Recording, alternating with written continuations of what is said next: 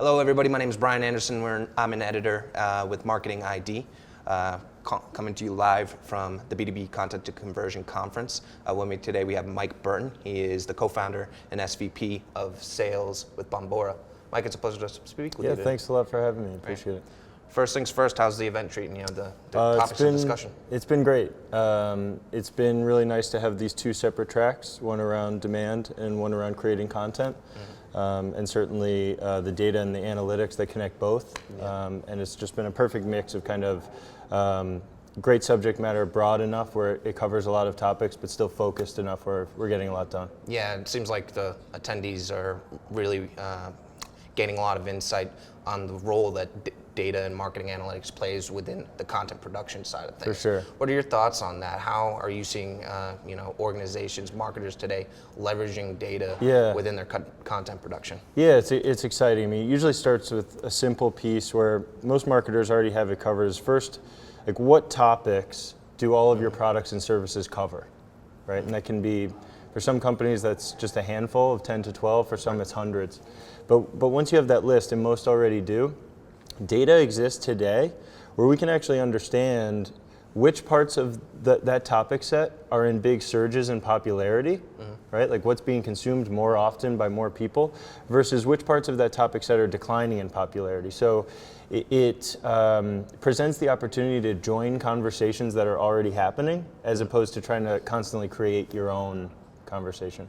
Yeah, definitely. And it seems like data plays a big role just throughout the entire content lifecycle, especially when it comes to like targeting and segmenting, like where the content's going. What are your thoughts on that and how data is being leveraged to target and segment buyers for pieces of content? Yeah, I think I've been in B2B since '03, and this has been the biggest breakthrough, I think, where now if a marketer, right, they have an addressable market, there is a subset of that market that has demand for what they do.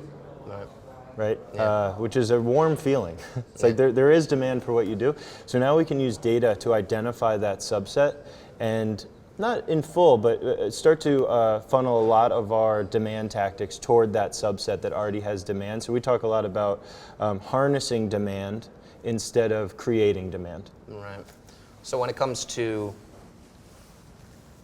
the later stages of that buyer's journey, and that data, how is it impacting when that lead is passed along to sales? Is marketing and sales communicating with that data? What are your thoughts on that? For sure, yeah. I mean, the way we see it kind of from our part of the world is same idea. It starts with, all right, let's identify the subset of our addressable market where demand already exists. It's a very warm feeling, right? We don't have to create it. Now we start marketing toward that demand, and when that's corroborated with response and raised hands, then that's where sales and marketing can tie themselves together.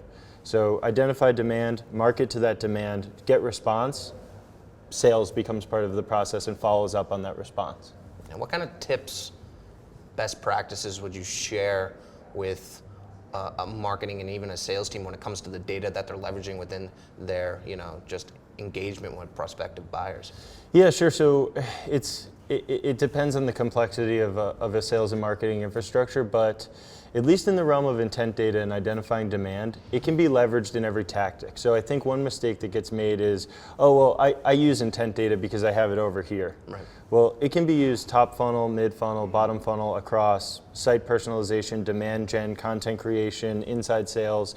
So it's important to be able to link it together and improve every part of the funnel as opposed to kind of like thinking you're covered with one tactic. Yeah, definitely. Well, I do appreciate you taking the time to speak with us today. Thank you very much. I hope you have a great rest of the show. Yeah, thanks. Folks, if you want to learn about more what's going on at C2C16 this year, feel free to check out our websites at marketingid.net, as well as Demand Gen Report's website at demandgenreport.com. Thank you and have a nice day.